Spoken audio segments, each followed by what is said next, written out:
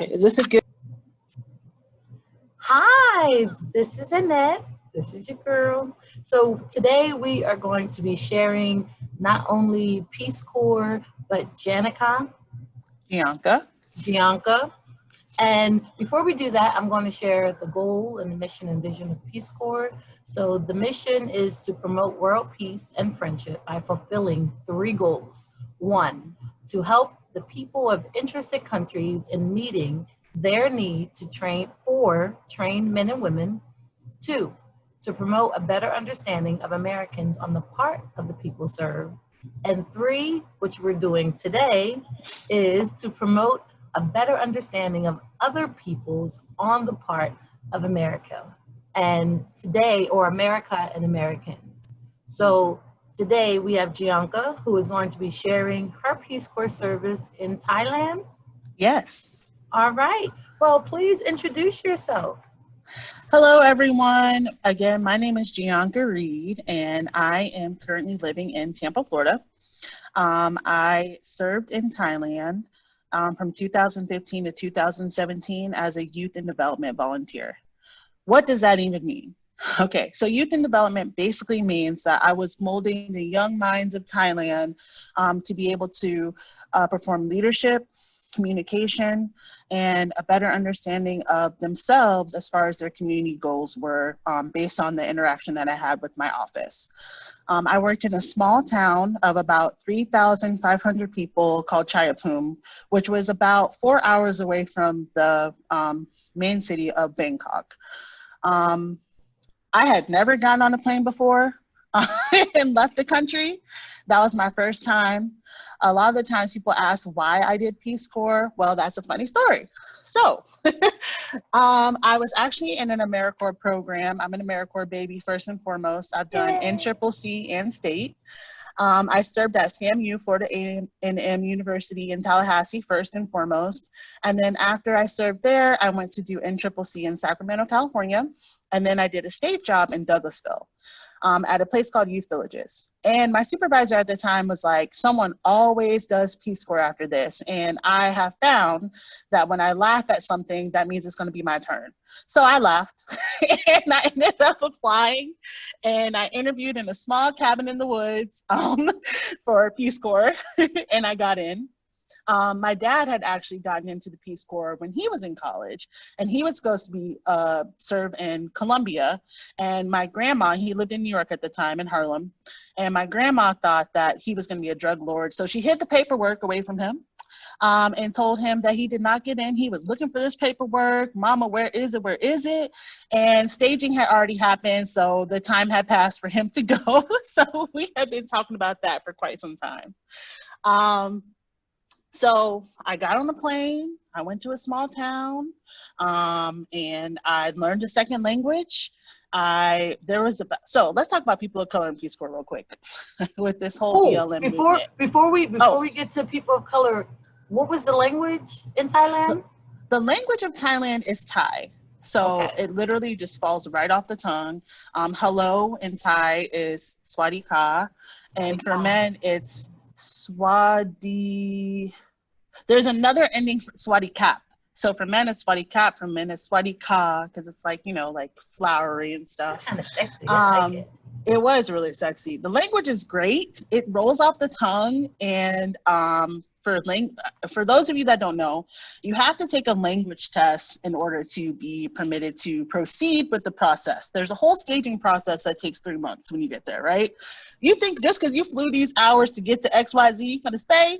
No. They are going to test you until the end, and to see, okay, we think you can serve in full capacity. I failed my first language test. No, you didn't. Yes, I did. And because I don't know about for other people, but they had people come from the embassy to test us, and I just was not ready for all that. Oh, no. Yeah. Our trainers tested us. Yeah, that happened in the second part, after the second test for me. It was a lot. it was overwhelming. Thailand is very, very hot. Yes, I come from Florida, but ain't nothing like Thai hot. Okay, the food is spicy, the weather is spicy, and the people can be spicy depending on where you're going to.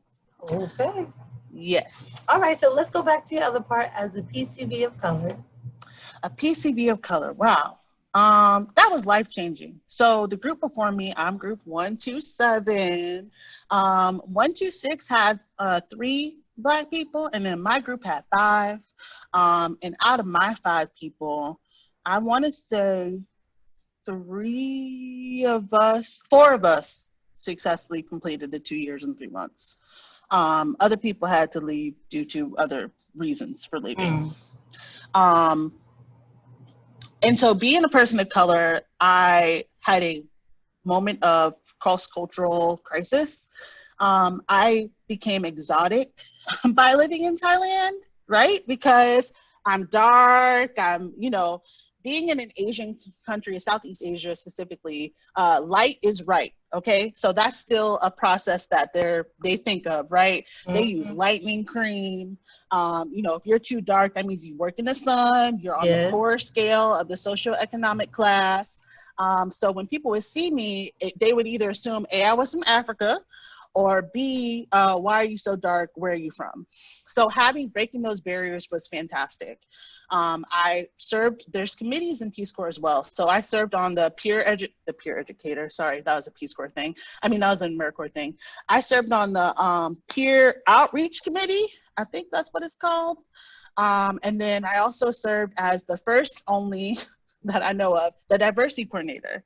I actually brought together teams of 5 volunteers apiece. Every class that came in after us, we would go do a diversity training with the class so they could understand what they were getting themselves into by living and working in Thailand.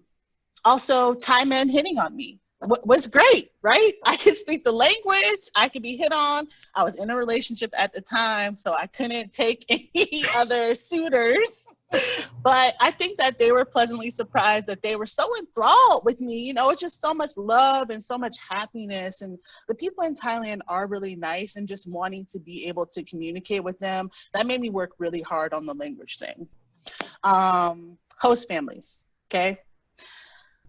I loved my first host family to death. My host mom was a nurse. I had 2 little brothers. I had a grandma. We would spend time together cooking and talking and exchanging, cultural exchange, which is goal number 1, right? I'm gonna tell you about, or goal number 3. I'm gonna tell you about my culture. You're gonna tell me about your culture. We're gonna get to know each other. I had to live with my host mom for 3 months, and then I got moved out of that town. And then when I got to my place in Chayapum, I lived with the mayor of my office, right? Which is faux pas. They tell you do not live with your mayor or your supervisor. I had nowhere to go. So number 1, thank you for her, for taking me in, number 1. Yes. And number 2, she was very protective of me. You are their American baby. You have to go back the way you came. You can't have no cuts, no bruises, no nothing. So every time I tried to leave her area, which was by bike, of course, or by walking, she was like, where do you think you going? And I'm like, oh, I'm on a bike. I need to do this. I need to see the area. I need to make a map of my town. I need to talk to the people, make sure they know that I'm here. She'd be like, please come back here. And I couldn't even bike fast enough because she was on a scooter right behind me. He was coming for me.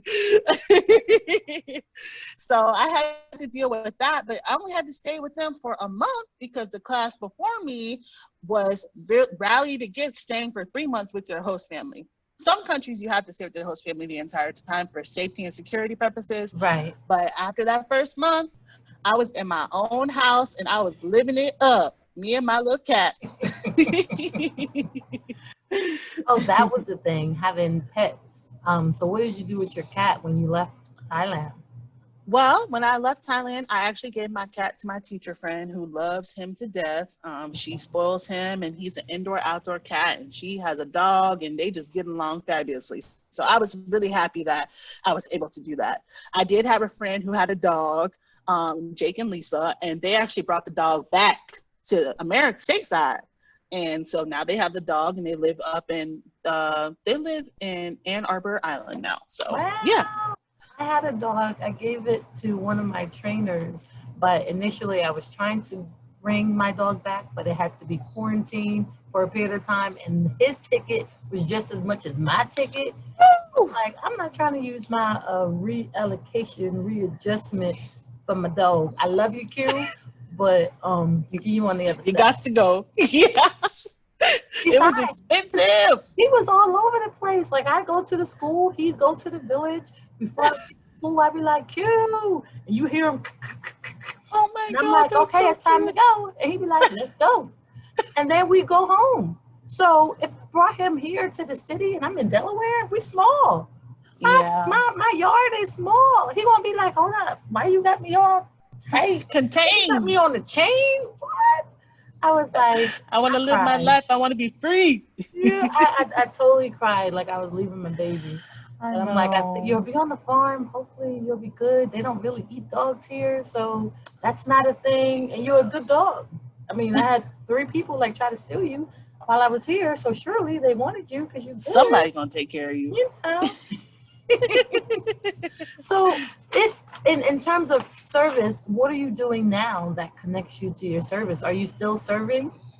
I am not serving. In a third goal sense, that was actually what I did when I got back. I was actually applying to grad school. I wanted to do the Master's International program originally, but I got into Peace Corps first, and I said, bump all the GRE, bump all that. I ain't doing that. So I came back. I started volunteering as on panels, right? Peace Corps panels. Yeah. I was going to my local university where I did undergrad at, which was the University of South Florida.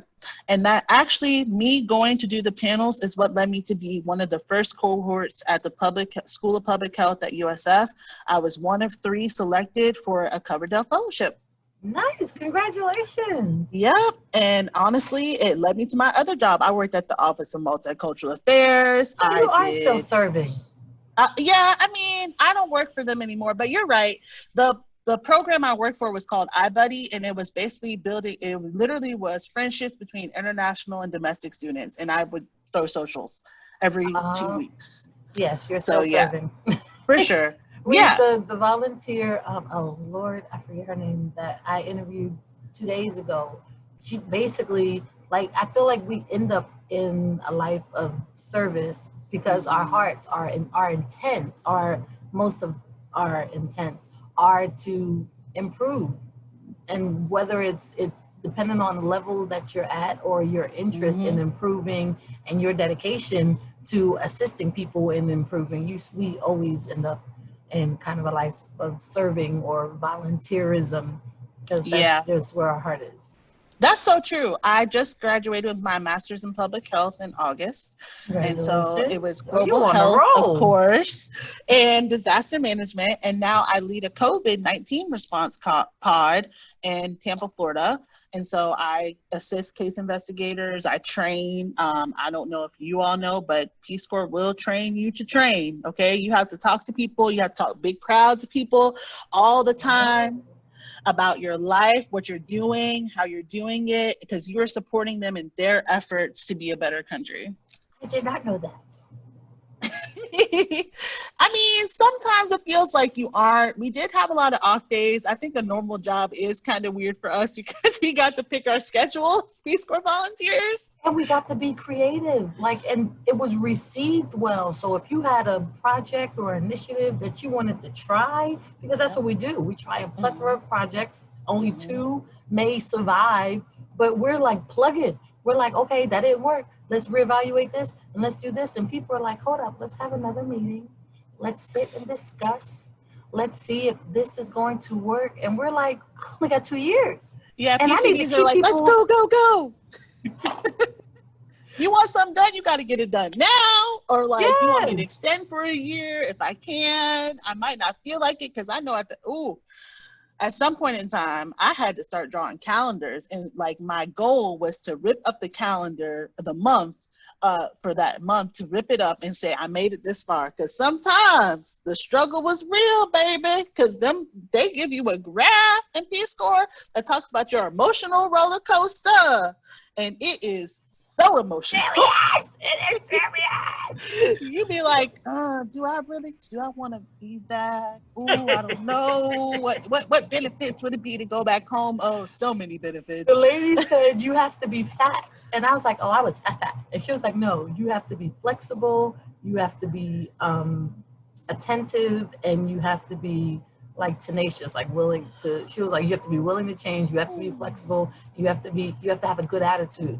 And I was like, Lord knows, because if you're not tenacious, if you're not one, if you like, because that was the thing in Namibia. Like, it was like, oh, you're fat. And we don't want to be fat. It's like, you mean PhD? Like, since FAT? COVID, I've like, been living it up. FAT, I no more. The cares are out the window. Oh, that's a double XL. That's for me. Oh, that looks great. Yep. Okay. So you can't come with all these hang-ups, because they was like, you fat. And I was like, oh, they was like, yeah. I was like, oh, that's good. And they was like, oh, yeah. So, but people who are self-conscious and they calling you fat, and you like, every day. I actually got kicked out of a store once for being overweight or fat or fat. In Thailand? Yes, because everybody's a skinny mini, pretty much, except men. The women are kind of thick, but not as thick as me. And so one time I went to go try on some clothes with my supervisor, and the lady was like, oh, no, you can't try on these clothes here. You got to get out of my store. And I was like, oh. And they say don't cry in front of your because in Thailand, if you cry, it's like a sign of weakness kind of thing. Oh. So, and I'm over here bawling, and she just like, it's okay, girl. Like, I know, but it is what it is. And I was like, that's okay. That's okay. I can do this. Like, so if anything, Peace Corps taught me how to love myself, number one. It taught me how to plan my life, number two. And it taught me how to communicate. I think a lot of times, even with COVID and us being stuck in, indoors and not communicating really with our friends and family, because we are right now going through an emotional roller coaster of life. And no one's ever been in a pandemic. If they have, yes, people from the Holocaust have survived, and slaves, some of us made it that far to tell our story. Mm-hmm. But with us, it's all new. And so we're all dealing with it in different ways. And so we're trying to figure out how to communicate with each other on a higher scale. And I think even going in the store now, you order something from McDonald's and you be like, why you got an attitude? Just give me my burger. Like, what's the problem? And like, that's not the case. It's just, I try to see things from the perspective of everybody wakes up on their side of the bed, and you just try to be the best you that you can be. The best book I could ever recommend for anybody is The 4 Agreements by Don Miguel Ruiz. Okay, that is the best book that I could ever recommend. It tells you how to be a better person, and it just walks you through some things in life that you might have forgotten just because, hey, as Black people, we bury something every day. Yeah. So. All right. So what was like your favorite thing about your service? Like, what is something that you'd be like, oh, let me tell you, this was like the bee's knees? The bee's knees for me was when I actually started a Zumba club with the nursing staff. So they have like traditional Thai dance that they do, that's their form of exercise. And I was really into Zumba at the time. And I was like, I'm going to go to the nursing, it's called like Abatha. And so that's like the small little local clinic that people would go to. So some of my duties was like, I would sit at the clinic and check in people, and people would come people watch me, which is perfectly fine. And then I also worked at an office so I could teach English at different schools around my city. And so for me, they came up with the idea that they wanted to do a dance. I said, let's just do a dance club. That's going to be one of my projects. And it was so successful. They loved Zumba. They all had thumb drives and they say, please give me the video. That was so much fun. I love it. And so that was a lot of fun for me. And another thing that I did was I did not one, but 2 murals. I know that's like super legit RPCV stuff, but I did 2 murals, and like that was so much fun. That was one of my final projects at the preschool. And first I was like, how do y'all do this? Like, this doesn't make sense. Like, I don't get it. But once I got the projector, you couldn't stop me. I was like, yeah. Girl, I had the free hand because you know I tried to do it the old school way with the projector, but I had to just like, okay, this is America, this is Africa. Like, yeah, that was so much fun. Yeah, it was that was pretty cool. So would you encourage others to participate in Peace Corps? Of course, I would never stop advocating for Peace Corps. Do I think there needs to be some institutional change? Yes, I do. I would love to be a country director or a director of programming and training. I would love that. So, I encourage everyone to join the Peace Corps if they want to travel, if they want to learn about other communities. The thing about Peace Corps is it makes you a well-rounded human. No matter where you come from, you all on the same page. You make I'm telling you, lifelong friends that you will just always have a story to tell. And when you do Peace Corps meetups in the future, it is super litty because it's like we gonna reminisce, we gonna talk in our language, and we gonna think about like when we gonna go back and how we gonna go back. And if anybody out there would like to start a Peace Corps hostel with me in Thailand, I'm looking for some brokers. I need some funding. That's one thing I want to do. I think that we would be fantastic to have our own hostel. I think that would be legit. A Peace Corps hostel in Thailand. That works. Yes. I like it. Okay, so we must address a rattler in the room because you know I'm a wildcat, right? Oh, okay. Oh, I went to BCU. Oh, Lord. When you was like, I went to Florida A&M, and I was like, and the elephant was the pun for Thailand, so you really coming twice. Okay. Well, it was so nice having you. Oh my gosh. I'm excited about this initiative to have volunteers sharing their experience, and I hope that people will take the time to listen. I tried to keep it short enough that people could stay and remain engaged. If there is someone who was like, I've been on the fence about joining Peace Corps, what are some parting words before we sign off that you would like to share with them? So in order to walk, you have to put one foot in front of the other. And in order to run, you have to pick up the pace. But in order to be prepared for a marathon, you have to take all the plans and prepare to get there. And so if you are looking for a finish line, if you're looking for a life-changing journey, Peace Corps is a journey. And it really is the hardest job that you'll ever love. And I think that if it's for you, you'll know it's for you. I think that, just do some research, man. Find an RPCV that can interview you, talk to you about their experience, especially if it's a place that you would like to go. I really think that if it's for you, it will happen. And if it's not, that's okay too. But the Peace Corps is just a once in a lifetime opportunity. And, if you're ready for that journey, I say go ahead and start applying. Oh, thank you so much, Gianca. You're very welcome.